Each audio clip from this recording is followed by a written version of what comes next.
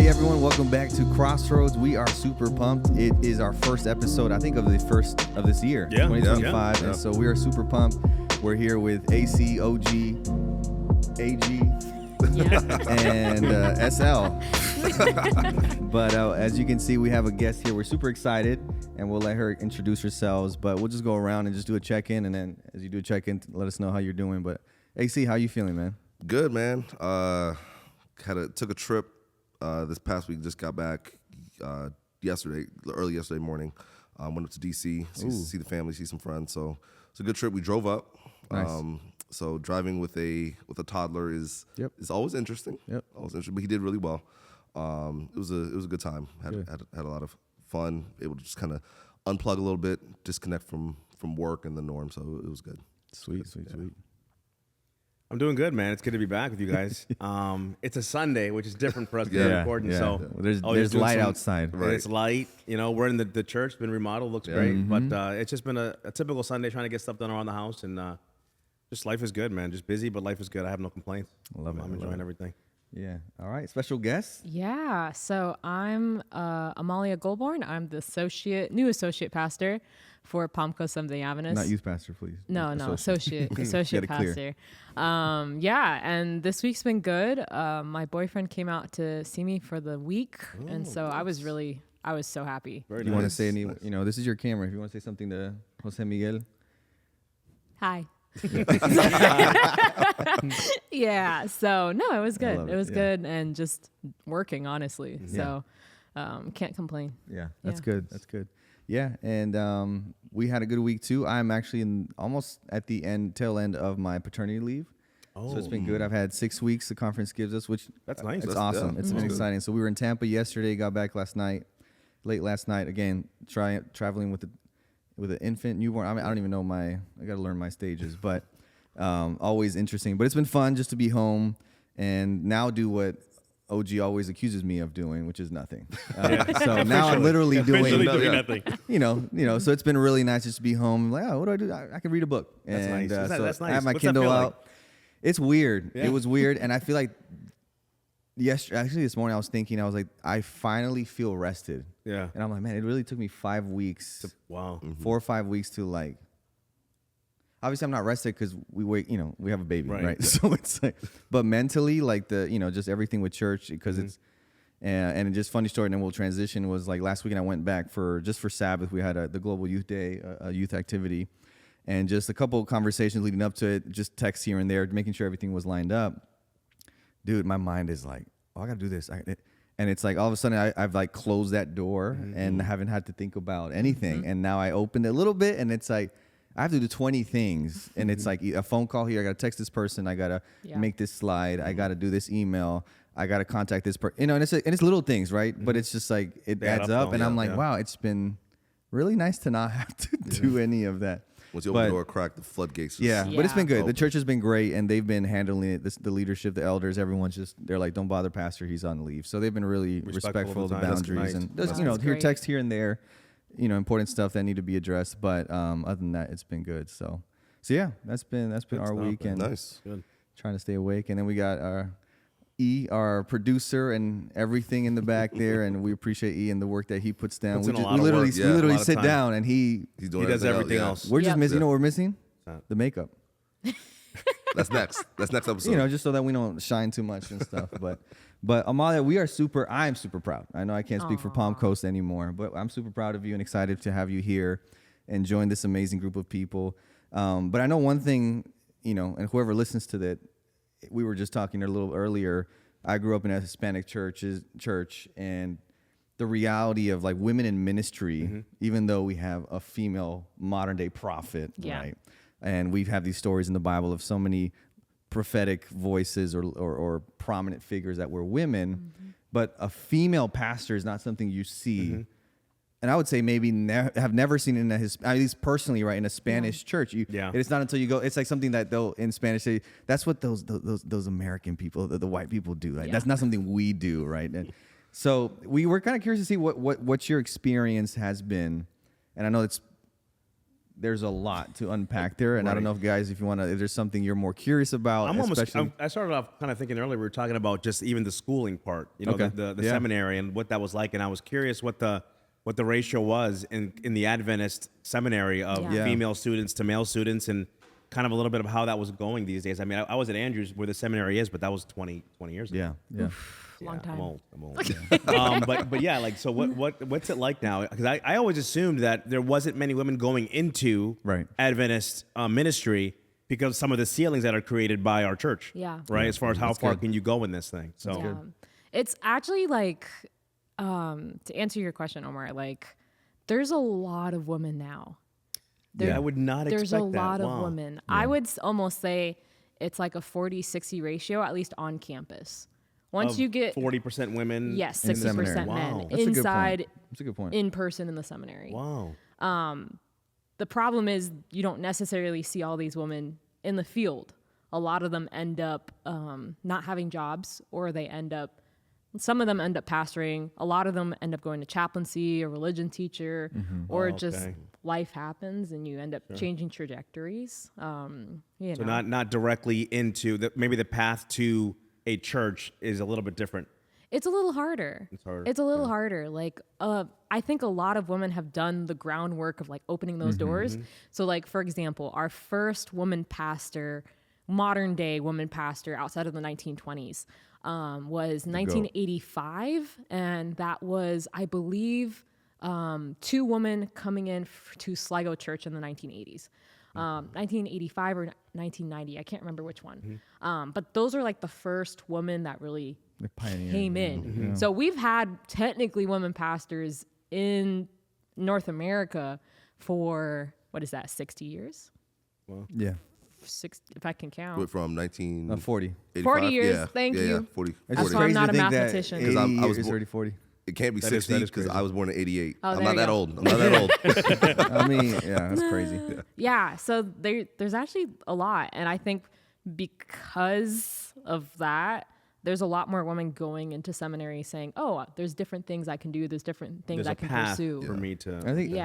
I think it speaks to like the representation, right? Like if you haven't seen it, I think when Barack Obama became president, right, for a lot of black kids, I was like, man, I can do it. I could do that, right? Whereas you've never seen, and it's the same thing when we talk about actors and we talk about people getting to, like, if he did it, I can do it, right? Exactly. And I think maybe there wasn't as much, and if it was a handful of people, it was in certain areas. And like we said, right? Or cultures. Spanish churches, you don't see that, right? I mean, I remember someone that came from southern Mexico, and it's very, very conservative. Again, that's layers to it, right? Because you also have a very machista, male-dominant culture, right, in Mexico. It's changing, but that's in the church, right? And so it was that where I remember they would say that there was a pulpit on the stage, but also a pulpit down below, and women couldn't go on stage. And that's not even getting to the pastor part. That's just talking about women participating in the service. You're not allowed to go in, which is I don't get why we do that, but it's like the most holy place here, right? The temple application, right, of the church setting. They can be down there, but only if they're dressed right with this. And then men have to have the full. And it's this weird. So that's where if you see that, you're like, oh yeah, okay, women can't be up there. And so the moment we see a woman up there, whoa, that's something America or Europe does that's anti-God. That is not right. That is not the order that God, supposedly. I think it's so cool having 2 daughters myself that we do have a female pastor. That's good. Because they can see that and say, hey, you know what? If that's a path that I want to pursue, it's available to me. Because growing up, I just we never saw it. So I think that's really cool. I love that. That's a great perspective. I think my perspective is slightly different from you guys in that I was able to see it growing up. So you mentioned Sligo. I went to school at Sligo School. That's where I went to school K-5, and then the church that I went to was right down the street from Sligo. And so growing up, that wasn't something that was particularly uncommon to me. There were other churches in the area that had females in positions of leadership. So it was like, okay, well, this is just kind of how it is. Normal. Yeah. And then we were talking, before we started recording. One of the most influential pastors in my life was the youth pastor when I was kind of getting into that youth space. She was a woman, Diane Halverson, and she was phenomenal. She's your favorite youth pastor? of all time. She was one of. She was one of. Why don't you look at my eyes? If you're watching, just look how intently I'm looking. Here's the thing. When you were the pastor, I was not youth, so that's what I think. I didn't feel like our relationship wasn't as youth role, which that's why I appreciate you guys so much. It probably would have been. You. We were never. It was never like past. It was more friend relationship. Exactly. I'm not mad. But no, she had such a really good knack of engaging with all different levels of youth. Youth is a very broad range, and so you've got a lot of different emotions and feelings that are going on in that space, and she was able to connect to each group within that youth space. And I think, from my novel observation, I feel like some of that was due to her ability as a woman. Yeah, she was a different mother. Way of relating innately, I think, than men do. Exactly. We're just different. Men, generally speaking, tend to be logical creatures. Women, generally speaking, tend to be more emotional creatures. And so her ability to tap into emotion to deal with these wide ranges of emotions that youth are feeling was very helpful. Yeah. And so I looked at it, I was like, oh, this is great. Yeah. We should have, like, this is phenomenal. Yeah. And so I never really considered until I got a little bit older that, hey, this is not necessarily normal or commonplace. But as I got older and you go to different churches, you look around, you're like, the membership here is predominantly female. Right. And there's no female representation here at all. Like everyone that is making decisions or doing things is male. Yeah. That doesn't seem... And old. And old, right. They're male and old. And even kind of going to what you're speaking culturally, they may not even be from the same cultural background. So it's like, how can you make decisions that for the majority, for the majority that reflect what the majority are looking for, what the majority want? And so I think it's very interesting that you said that it's like a 40-60 split in the seminary, which is pretty close to even. But then when you look at at leadership in terms of pastors and churches, that number is it's not even close to 40-60. Yeah, I was about to say, I think the last numbers at the NAD Executive Committee in October was like, almost 15? No, 15%? like less. About 300 women. Total. I meant to say like in the if there's like NAD. a ratio for the entire North American division. Yeah. In terms of what in pastoral ministry. Now it's like triple that number for chaplains. Okay. Like Adventist female chaplains. There's like a lot of them. But for administration, I'd feel like there'd be more as well. Maybe in the sense of like office. No. Okay. Administration is actually very rare for women to end up. I mean, there's a lot of secretaries that are women. That's true. But it's actually really hard to find administrators that are women, which is why I'm really glad like Florida Conference, our treasurer is a woman. That's a good point. You know. But yeah, like Ashero said, like I grew up with a female senior pastor. Her name was Chris Oberg, and she was like incredible. So I grew up being like, a woman can run a 5-pastor church. Yeah. Like this is a very normal thing. Wow. And so it didn't really hit me until I told my parents, hey, I want to be a pastor. I told them that when I was like 12 or 13. Wow. And my parents were like, okay, so this is great. Let's talk about we know that this is normal here. but you need to know that currently the global church won't accept you. And that was kind of like a hit, like a really big blow to me. Yeah. Like at that age, you're still like, what do you mean? Well, I was like what do you how do I process that? That's not even based on how merit. Does that like affect my job career, like my trajectory? Right, that's good. How does that affect my location? Am I stuck in California the rest of my life? How does that affect like my identity almost? Wow. And so I remember in 2015, like watching the GC session where they were voting on the ordination of women. I was a junior, about to be a senior in high school. Like I was like set up my life to where this is what I want to do. And then just seeing the vote saying no.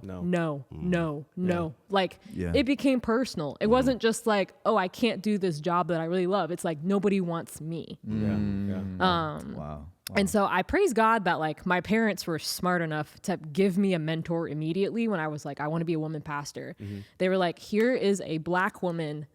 We're just going to drop you off at her office. Let you hang out with her. Like, She'll help. She'll do it. have you just hang out with her. Yeah. You don't even have to talk to her. Just watch what she does about an hour or two every month. And I did that all through high school. Wow. I just would watch women. Was she a pastor? She was a chaplain. She was a chaplain. Her Okay. name is Dillis Brooks. She's Yeah, still yeah. a chaplain at Loma Linda University. She's good.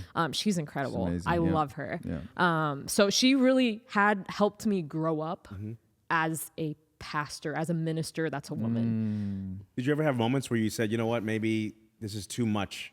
There's too much of a roadblock here, or this is something that I don't know if I want to really pursue, or were you much always work or too much- pretty steadfast? Oh no, yeah. I was ready to go. Almost immediately after, my parents were like, "Hey, pastoring, that's kind of hard, but chaplaincy, it's easier." I was like, "Okay, let me start working on chaplaincy." Okay. So I actually went into Oakwood with a chaplaincy concentration. I was not That was your plan trying. That was going the in? plan. Okay. I mean, I was joking. I was telling the guys, I was like, I'm gonna be the next GC president. But like, honest to God, I was like, nah, I'm kind of focused on chaplaincy. And it took like the brothers in my graduating class. It was all men almost. I was the only woman who graduated. It was the 12 disciples and me. Wow. So From undergrad. from undergrad, before the seminary. theology, Yeah. yes. And those guys were so supportive. They were like, we know you can pastor. We see the way you're like directing us and commanding us and helping us do Commanding. these different things. No, I was on them. They needed to do their homework. So like, the way they're like, you are such a good leader. Like, we want to see you in pastoring. Yeah, that's cool. And so that kind of shifted it to go into the pastoring direction, honestly. But honestly, there's still times when I'm like, this is hard. It's easier to do anything else. Yeah. It seems too, and correct me if I'm wrong. It seems like it's easier in other denominations for women to kind of progress through that pathway, or is that pretty much a standard in terms of women in ministry? Is it difficult in all denominations? So pretty much in general, the general gist of it is the more evangelical the church, the less women are involved. Can you define, just for if we have listeners, evangelical? Yeah. So evangelical are people or a group of denominations that believe that the Bible is inerrant. They're very much like the Bible's a literal thing. It's not just metaphorical. It's like word for word. Yeah, is from like God. this is Yeah. from God, and we have these rules that we need to follow for life. And that's where people would maybe, and that we saw that during the GC, but when we had the vote on ordination, right? It was like, well, Yeah. there are no female pastors in the Bible, right? Yeah. So we can't Possibly. and it's this idea. Well, the reality, we do this all the time with the Bible, right? Wherever the Bible is silent on issue, we kind of come community, counsel Ellen White. All right, well, the principle's there. Let's, but when it came to this thing, and I think it was more layered as opposed to, everyone's going to say, well, the Bible doesn't say, so we can't go where God hasn't led, but we do that in so many other ways. You know what I'm saying? Like, Well, I just find it interesting because, like, looking at Adventist history, like, we have a woman prophet.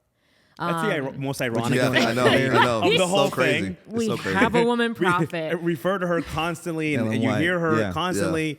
But then, God forbid that there's a woman. that she's actually So you know, crazy. Yeah, it's and when you look at that's the irony. and then for look me. at the prophet role versus pastor. I mean, in Right, my yeah, mind, I'm it's- like, if a prophet walks into church, The pastor's you sitting have the down. pulpit. Right. Right. I'm not. You can be Yeah. our senior pastor you and have your own you're church and leading lead. the church. Like, Yeah, it's crazy. Yeah. So, like, there's those, like, the whole Great Disappointment thing, the whole Millerite movement, that was, like, super culty to the other denominations because there was a lot of women pastors that were prophesying and speaking about this coming of God. good content. That's and good. a That's lot good. of the newspapers were like, there's women here. Watch out. It's demonic. And yet this is like where our denomination came out of. And up until the 1920s, like we see all these amazing women as leaders, as missionaries. Like the amount of single women we were like, hey, you go minister in India. You go minister in Slovakia. Like, Right. you go minister to crowds of human beings and preach the gospel Like to we're them. entrusting you with Yeah. that. And so it's really interesting. There's this new book came out by Beth, Allison, Barr.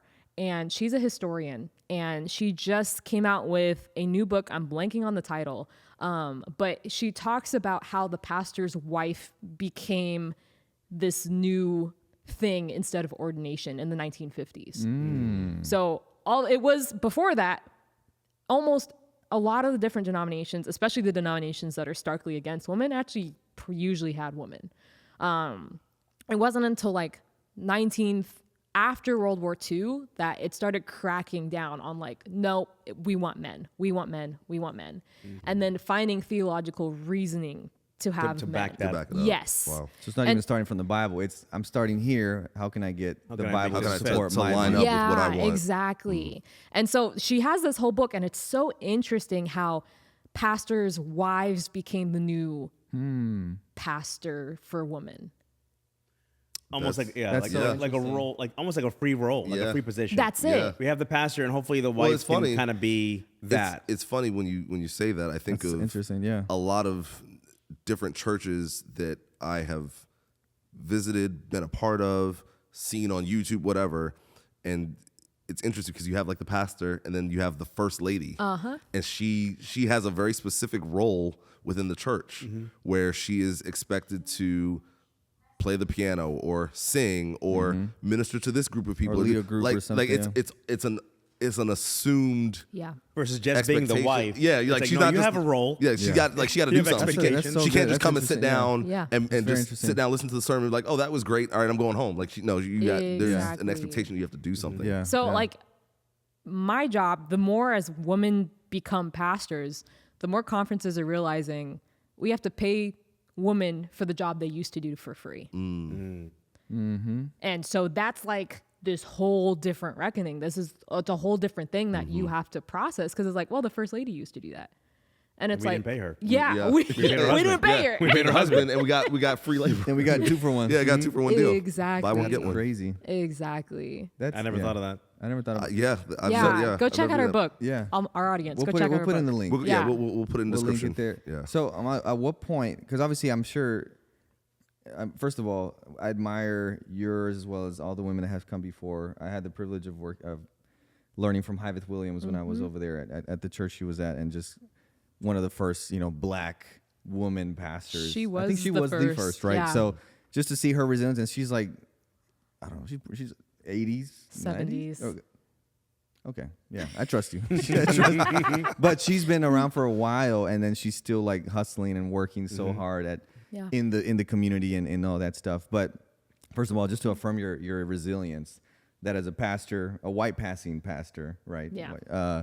Latino pastor, male pastor. He's like, I mean, I want to do this. All right, we'll get hired, right? Or you speak Spanish? All right, there's conferences that need bilingual speakers, right? So it's never a thought, and I think it's sometimes when we talk about race too, as a male pastor, I've never had to think about how my presence as a pastor can make a church feel a certain way, right? I remember having a black roommate in seminary, Garrison Hayes, and I went running with my hoodie on one time, and I came back, and he's like, "Oh, you ran outside with a hoodie on?" And I was like, "Yeah, it's cold." He's like, "I would never do that." Right. And I was like, "What you talking?" And so, like, why? I was like, "What do you mean?" He's like, "Yeah," because I was like, and we started talking. I was like, "Yeah," as growing up, because of my skin color, I always look at what's out there that's a threat to me. And he's like, no, when I go out there, I have had to have these conversations with my parents have told me that because of my skin color, I'm a threat to people. Yeah. And I'm like, what?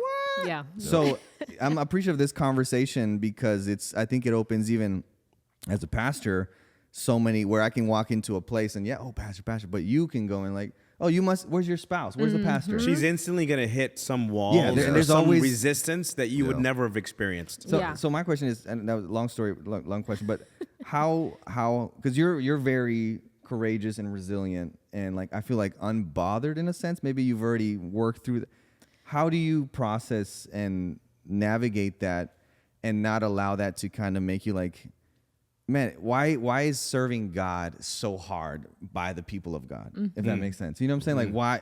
I'm done. Like, I'm not going to do this. I'm going to go to chaplaincy, right? What keeps you? How do you press on, if that makes sense? Community.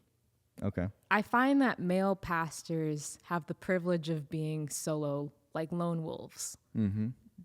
You've seen it. Yeah, like, for sure. Male pastors, I love them, but a lot of them, they don't talk to people.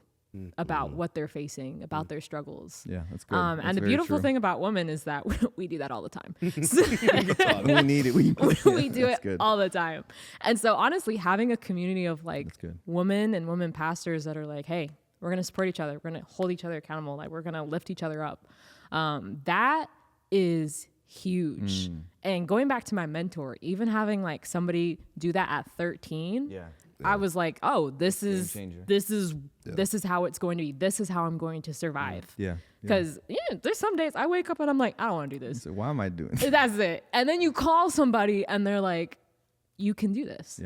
I'm doing it. You can do it. Right. And the beautiful thing is because you're doing it now, there's kids growing up that will one day come to you and say, wow, like, she did it. I can do it. I want to learn from you or at least spend some time with you. And be, 50 years from now, it could look very different because of people like you that are doing it now. That's pretty cool. What's crazy, which is so sad of the reality that we live in, but it's the reality that you're doing what many people in the civil rights were doing for integration and for, just being able to, hey, we might be speaking different languages. We might have different sexual orientations. We might have different skin colors, but we're still humans, right? And we're having to do that now when it comes to ministry, right? Where you're trailblazing, right?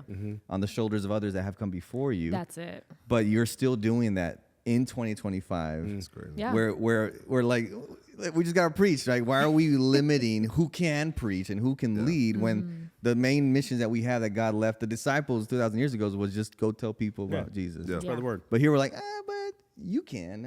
I don't know about you. Yeah. Definitely no. I don't know about you. So it's like, why are we? And that's my thing when we went through the whole GC vote, and it was like very semantics, but what people don't realize is that, like you were saying, like that felt like a personal. It was personal to you.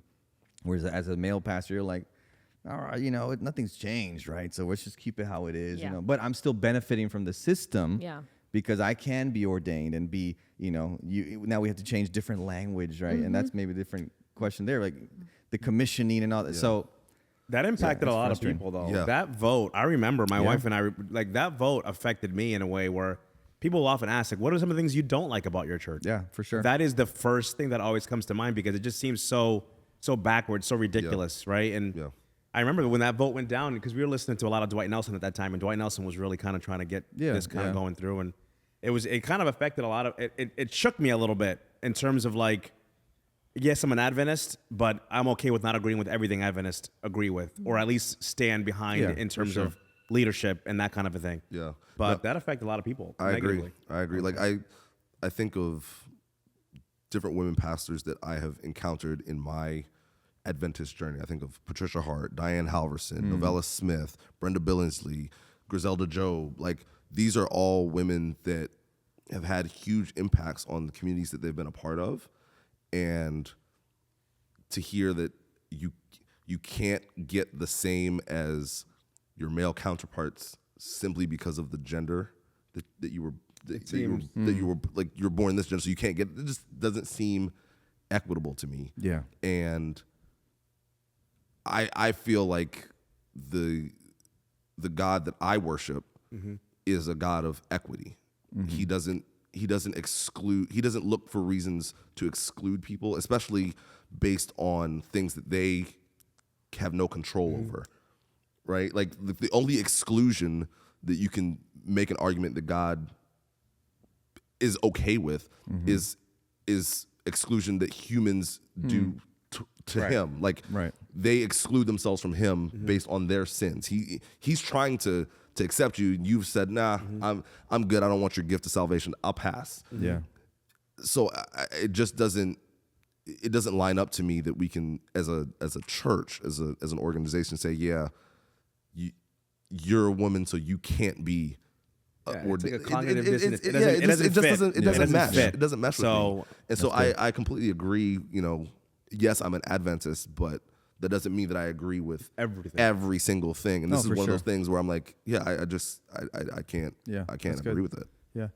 Do you have an experience of someone that maybe, whether at seminary, growing up in school, Oakwood, where you've been pastoring here in Florida, where you had someone you could feel there was some like pushback, but then they got to know you, or and it's just kind of like that.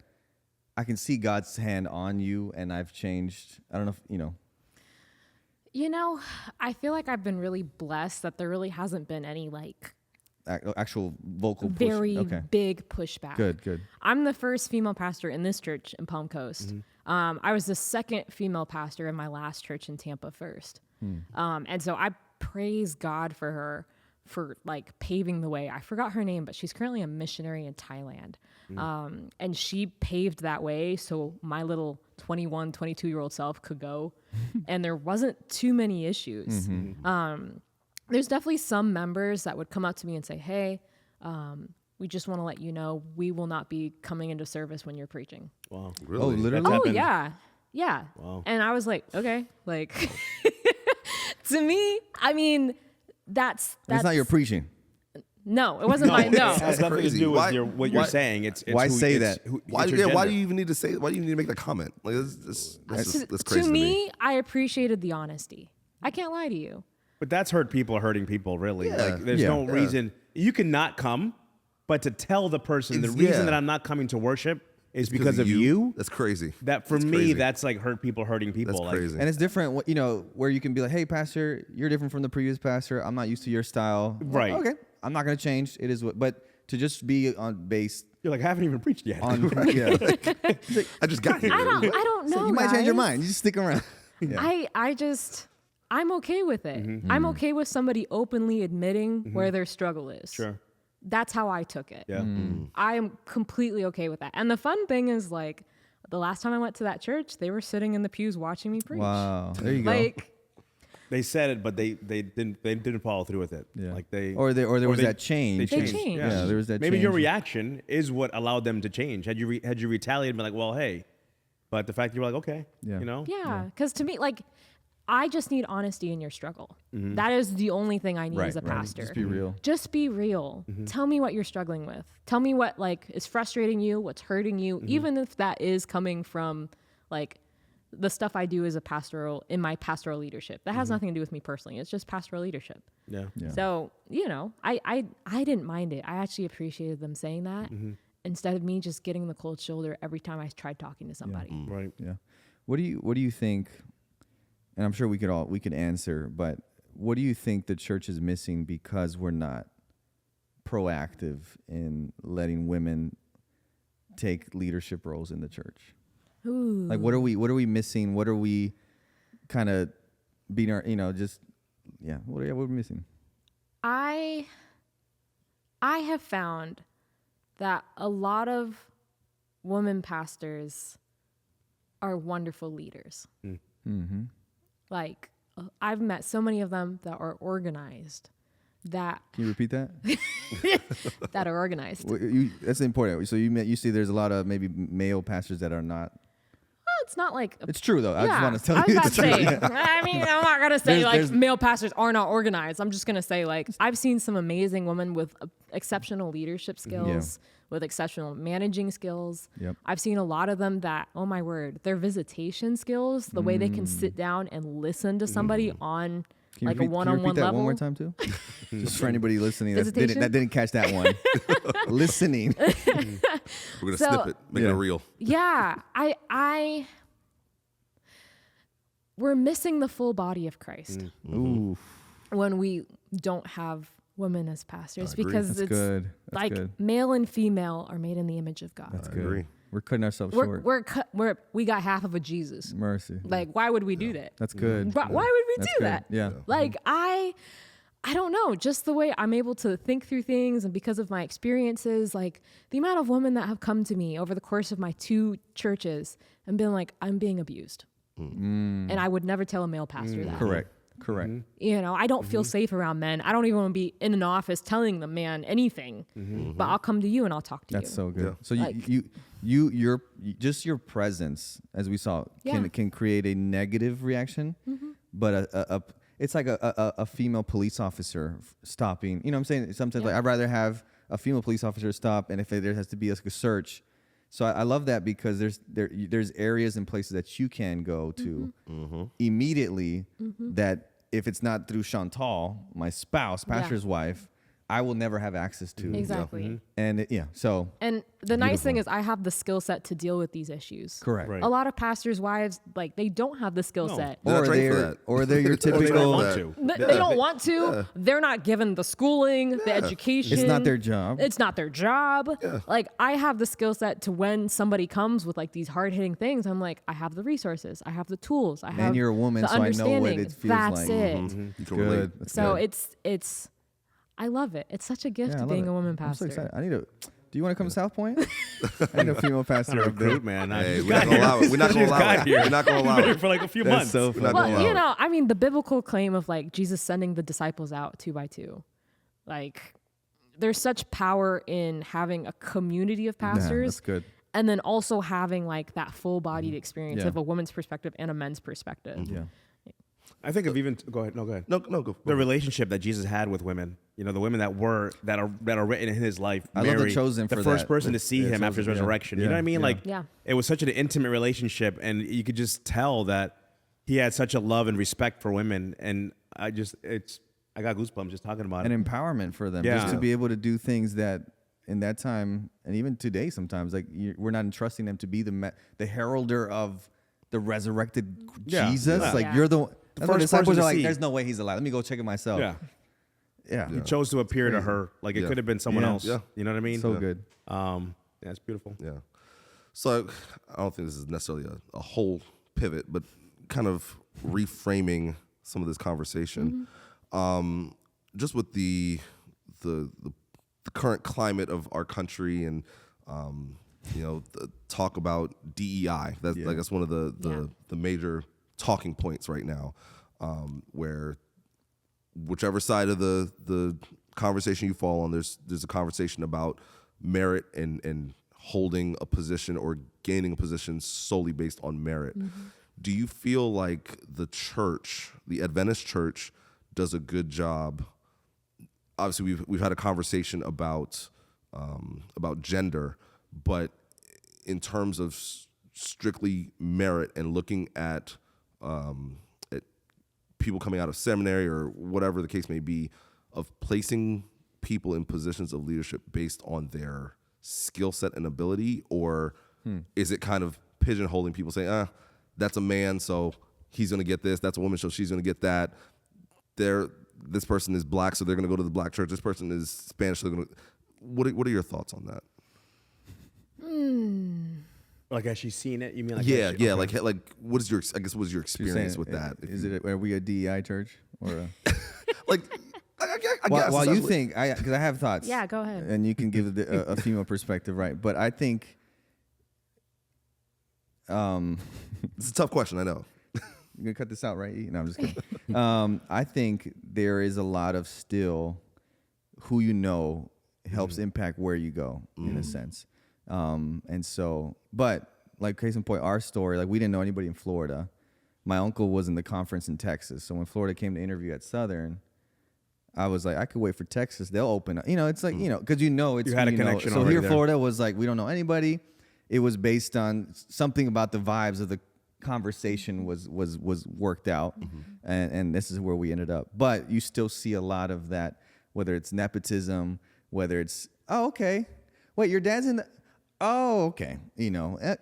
Which, it's hard to fault someone if your father or your mother were in ministry, right? But if you're not real about it, I've seen a lot of, it just drives people crazy because you're like, just be real about the privilege that you have of being in a position that you are, right? But I think you do see still a lot of that, the connections, right? So they're, like you said, depending who you are, your culture, your background, your ethnicity, your color, that you're going to end up maybe in some places, right? But I will say, I think even in seeing our transition to Jacksonville, talking to another buddy this last weekend, despite the church or administration, wherever you are, moving in these ways, you do see, when you look back, God's hand despite it all, right? And you're like, okay, so God did lead it, even though it really felt like they were trying to, and we've talked before, whether strong, willing a pastor, you don't want them, okay, you got to, God still works with that. And I think that's what, at the end of the day, gives you the peace to be like, there's humans are humans and we're going to do things that we're short-sighted or we're intentionally malicious. But I do think there is that element still. It might be getting a little better. But I think you have a lot of like your connections, who you know. Yeah. And if you have those giftings that are more visible, right? So for myself, for example, because we can do music, right? Or we can, like Amalia, she can preach, right? That can be things that are, this is the pastor. We're going to get them in this church. Where someone else is maybe a little quieter, more introverted, not much of a people person. So in your camp meetings, in your pastor's meetings, you're not like, they're going to overlook that person, but they might have an amazing visitation gift.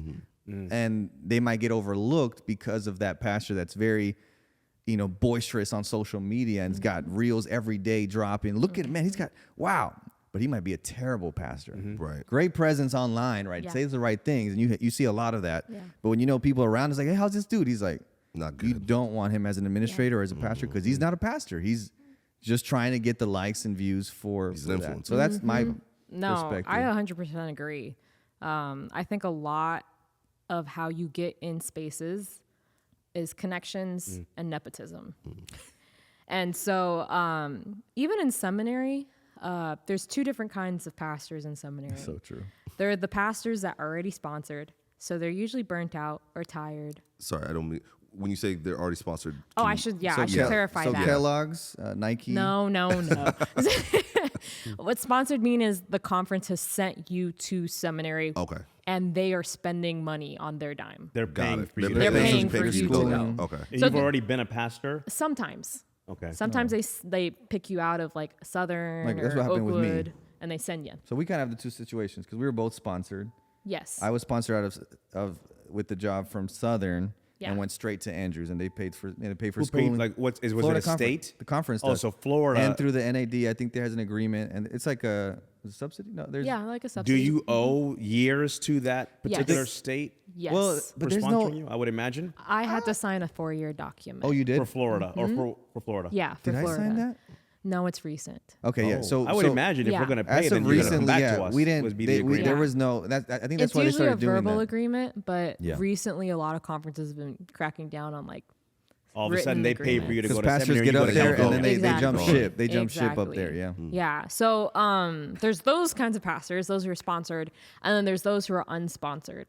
And a lot of them, at least when I was there, were people who are immigrants. So they're also on a student visa and they don't want to go back home. So what you see a lot of is a lot of people doing the most work possible to get recognized to get a job. Yeah. Because frankly, pastoring is all about being recognized to get a job. I knew that at Oakwood. I did almost every single religious position you could think of, like all the different campus? leadership positions. Yes. Because I knew that if I was You had to noticed, stick out. Yeah. I would get a job. And that wasn't even a guarantee because of the added factor of I'm a woman. So I was trying to do the things, but I was also like, this could not work.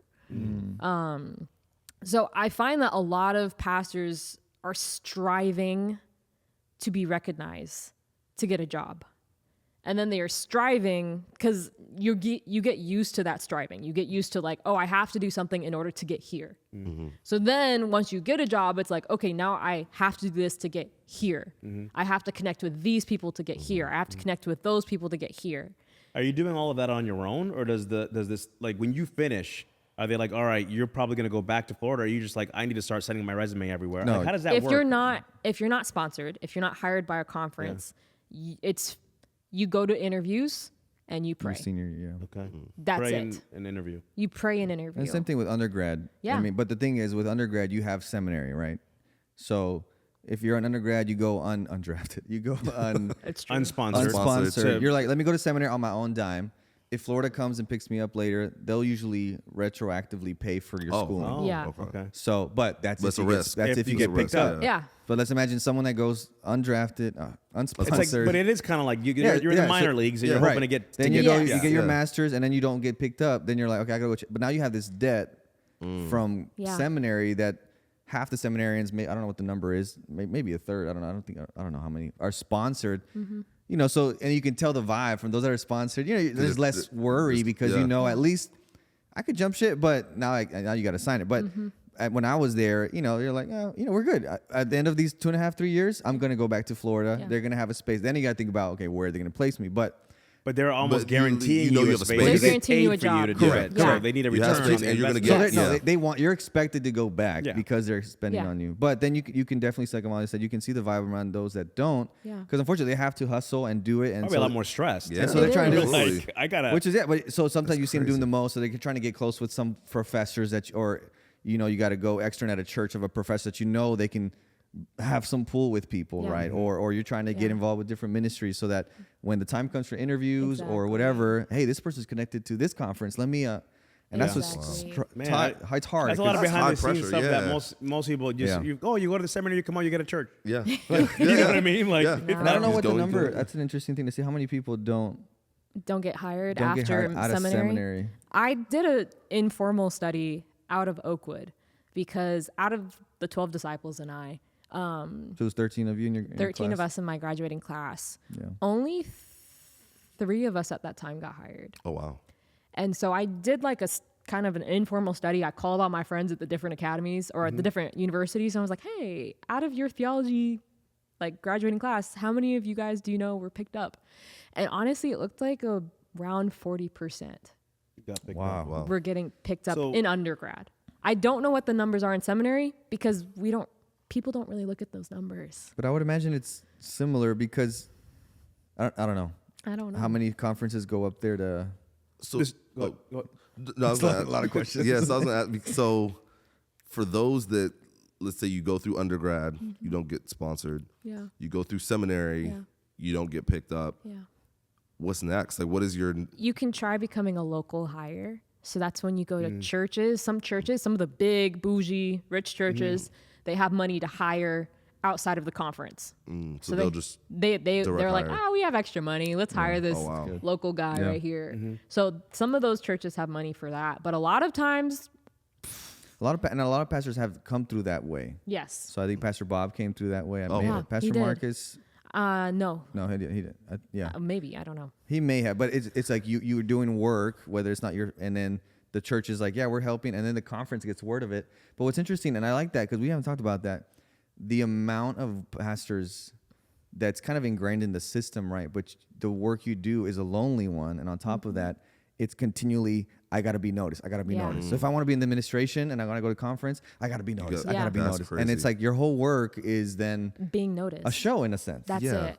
And a performance where you're never truly satisfied because it's like the moment I stop is the moment these connections die or these potentials are not there. and that's crazy because it feels like that runs completely counter to what the ministry What should God calls be, you to do. Yeah. right? Yeah.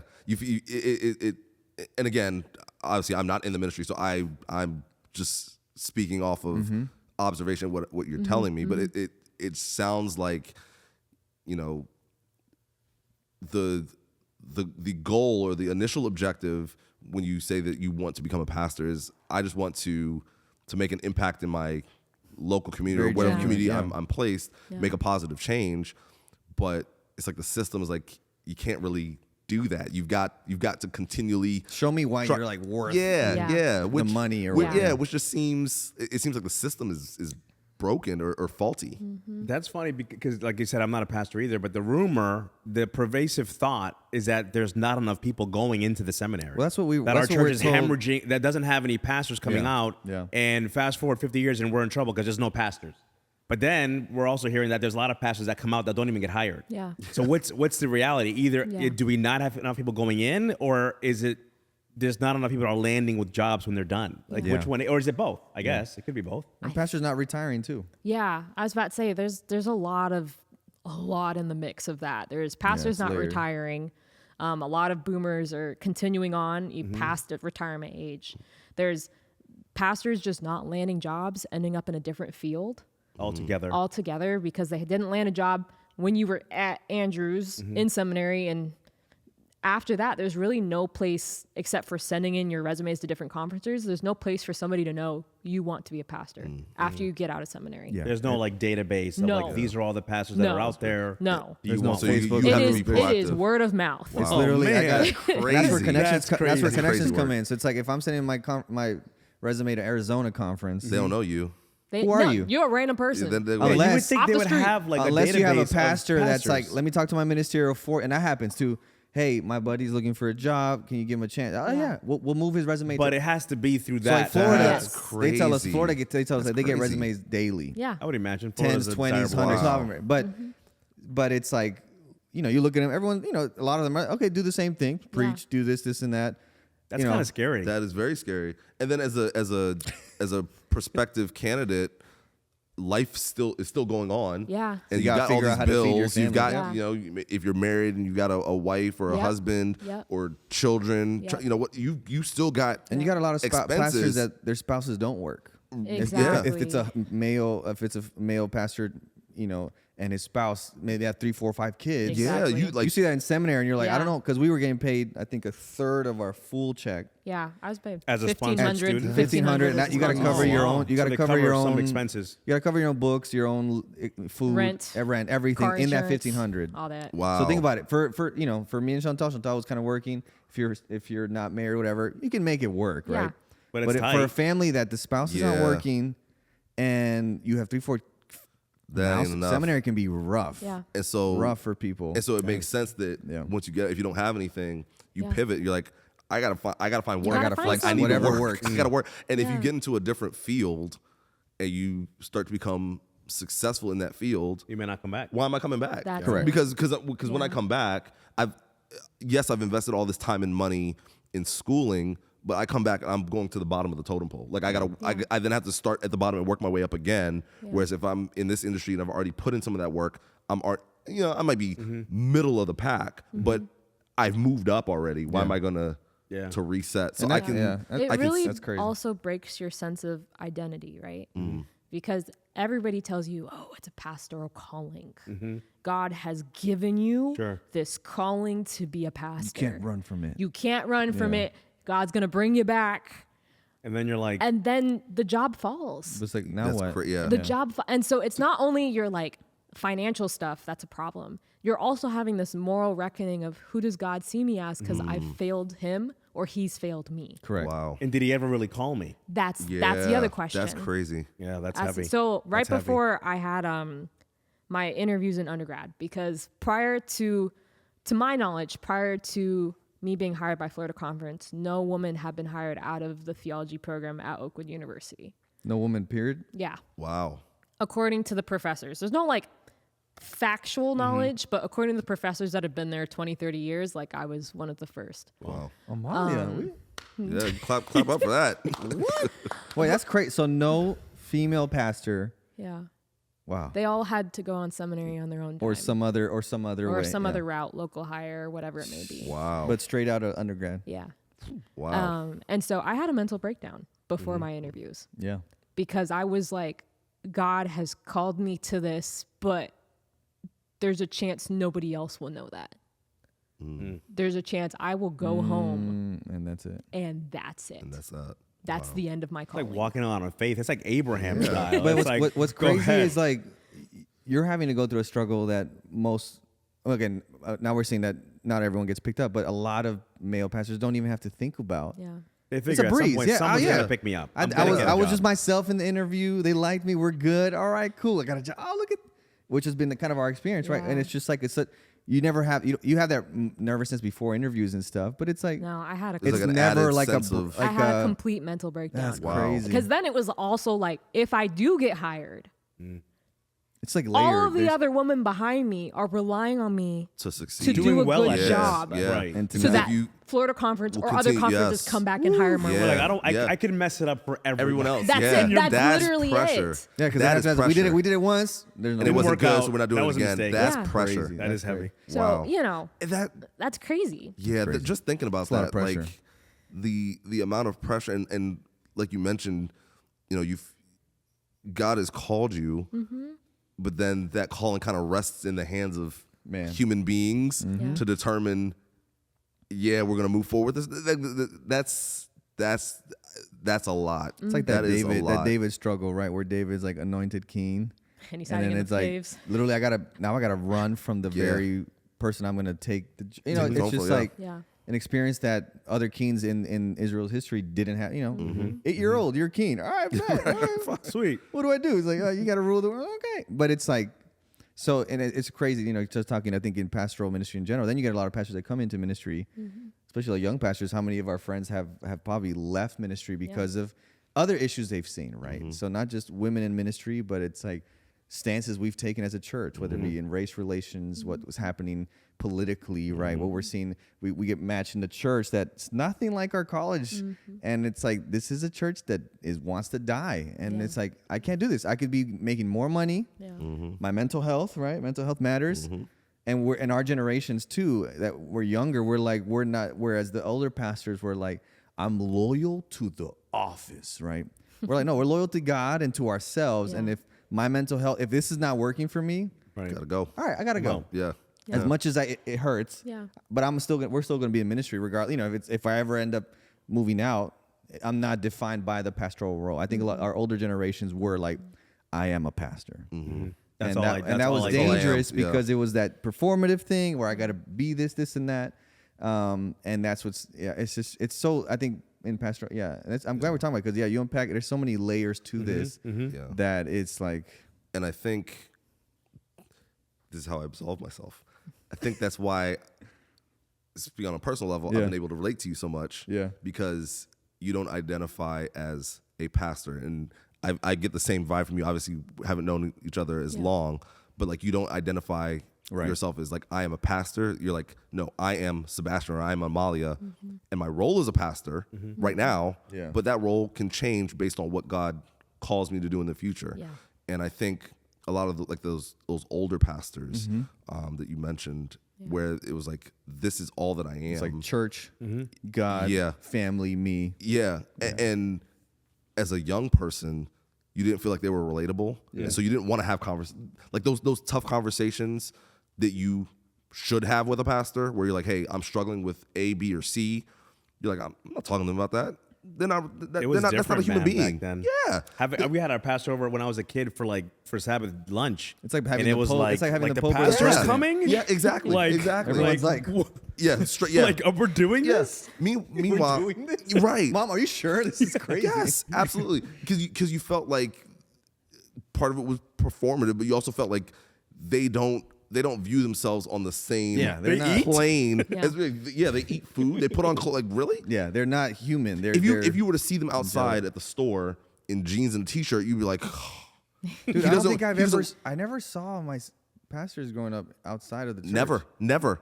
I always saw the house. He's like, in hindsight, if I saw them outside of a suit and tie, they were wearing a button down and khakis. Like, you never saw them in like leisure wear. Like you didn't see that. They didn't have fun. They're about God's work. It's all about God's work all the time. And because seriously. And because of that, you felt like this is not somebody that I can relate to on a human level. This is not somebody that I can have in-depth conversation with. This is not somebody where I can bring my problems to and feel like they're going to view me as a person and answer them as a person. They're just going to like chastise me for things that I've done wrong.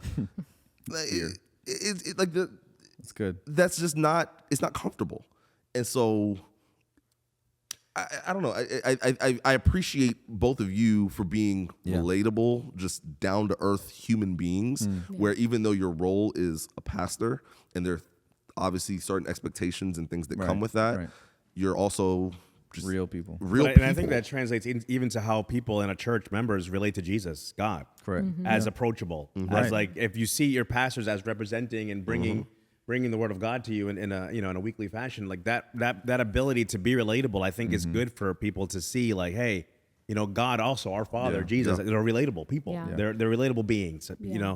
And I think that's powerful. That's beautiful. This newer generation of pastors like you guys, very different than the pastors that I grew up with, which were good, but it was just different. And I think it's a two-way street too, because we can't be as real if you also aren't being real or willing to see us beyond pastoral role, right? You know what I'm saying? So it's like I can be like, hey, what's up, Pastor? Please. You can still be Sebastian. I know, with us, but because you also allow us to be ourselves as opposed to just always pastoral, right? Because I know there's houses I can visit that I'm like, I'm just gonna be a pastor here forever, right? This is my role. But I can go to your houses, right? I can go to Amalia's, even between pastors and be like regular, normal talk people. Normal, We've been able to just go out and we're gonna go out to eat. Yeah, like, we're just gonna go to a restaurant, sit down and eat food, watch a football game, watch a football game. Like that's so chill. Like I remember the first pastor I was able to do that with, his name was Fred Warfield, really cool guy. And up until that point, all the pastors that I had were pastors, even Pastor Halverson, Diane Halverson. She was very relatable, but she was still pastor. And at that point, I wasn't old enough to really understand, the whole concept of everything. I was early 20s at this point. He came to the church, and he was just he was like, yo, let's go, let's go on a road trip. Let's just take a guy's trip. Let's do a road trip. I was like, yo, this is pretty cool. You can do that? This is acceptable. He's like, we'll just go from here all the way up to Maine and back. That's so cool. Yeah. Cool. And we had real, honest conversations about real things that guys in their late teens, early 20s are dealing with. And you didn't feel like, I'm going to tell him this, and he's going to get up on the pulpit and put my business out there. Yeah. He's not going to look at me any different. He's going to be like, oh, no, I get it. Yeah. Like, I was once that age.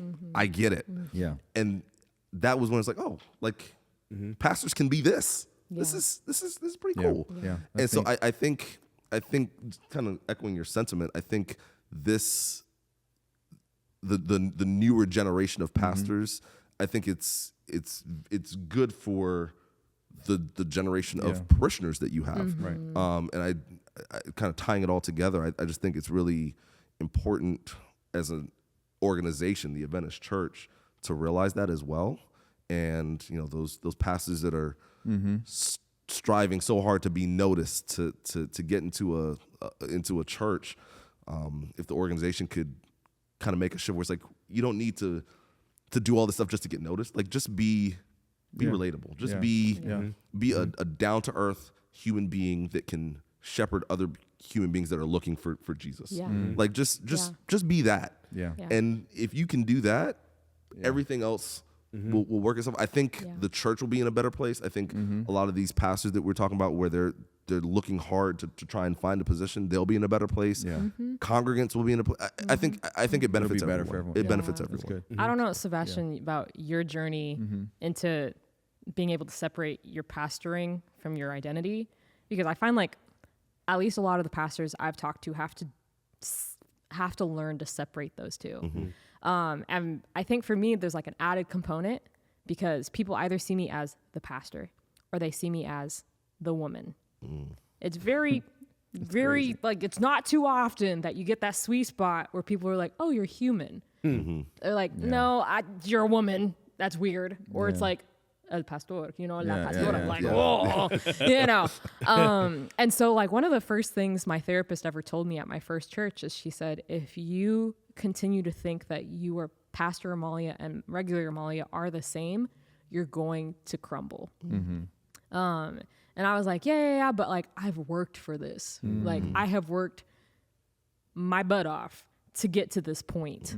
And not only that, but like, being Pastor Amalia, there are tons of women coming up that are relying on this identity of Pastor Amalia.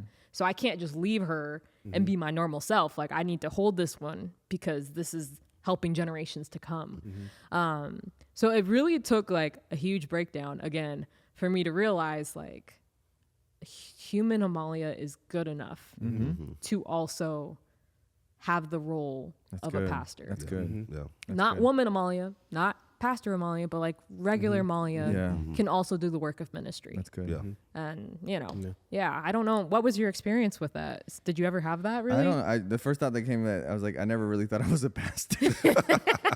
I don't know. I think, I'm sure I do know I often refer to having a professional hat and a personal hat when it comes to issues that I know that, hey, as a pastor, this is what I would recommend. But as me, but yeah, I don't know if I struggle with that. Just, I think from the beginning, I saw how people played the performance, and I was like, I don't really know what I'm doing. I kind of just want to do music and hang out with youth. And I think that maybe helped me a little bit, because when you get boxed into like that summer camp youth pastor type vibe, you're like, you can be human. You can have fun and you can be chill, and we're true. eating pizza and stuff. You don't have to be like, suit and tie, where, so I think that helped to then now transition to, okay, now you're the senior, but that's like, I'm still me, right? So people know like, oh, I can joke with you, like you have a sense of humor type thing, or blah, blah, blah, and you're real. And I think it's helped me to not have to, and obviously I think life as a male pastor is not as layered as. Yeah, that's a privilege. No, it is. It's a privilege to be able to be like, I can be myself and be a pastor. Right. and people like it. Yeah. What a novel concept.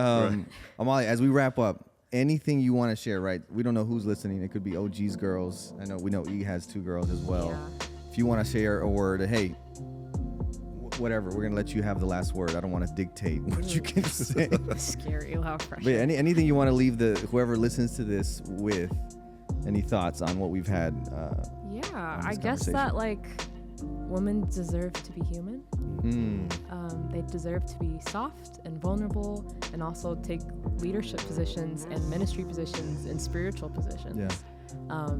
Because our womanhood is good enough, and our humanness is good enough. That's good, and that should be enough. Yeah, and that's enough for God to call me. Right. So it should be good enough for people to get on board and say, "Hey, we want to do this." Yeah. Awesome. But yeah, thanks guys, I appreciate it. Yeah. On behalf of all the pastors of the Florida Conference and all male pastors, we want to affirm your ministry, Amalia. Thanks. We see you. We appreciate you. I appreciate your friendship. It's been awesome to get to know you and Jose Miguel and just what God has done in your life, is doing, and will continue to do through you. And so we know, I don't see you as necessarily as a pastor, I guess but I know God has called you for such a time, and we're excited for how you're trailblazing and you're resilient. So thank you for joining us, guys. We're super happy to have you here. Yeah. Yes. It's been good. Yeah. It's been really good. Thank you for coming here. Yeah. Seriously. No problem. It's awesome. So if you have any other questions or anything you want to share, we invite you to follow us on our Instagram page. You can comment on YouTube. You can directly text OG. I'm going to give you his number. Directly text. Yeah. No, but we love to hear your feedback. Maybe you have some thoughts. Maybe you didn't agree with something. Maybe you love the portion and you want to have more of this conversation. Let us know. We want to know what direction you guys want us to go in. This has been super fun, and so we're excited for a new year. And continue to follow us. If you like this episode, share it with someone you think will be benefited from this. Maybe there's someone in your church that doesn't agree. Send this conversation and let them know. Follow us, like, comment, subscribe. I don't know if I'm forgetting anything, guys. That's everything. That's it. Yeah. All right. Well, we'll see you guys on the next episode. And this has been Crossroads, and thanks for joining us. Peace. Peace.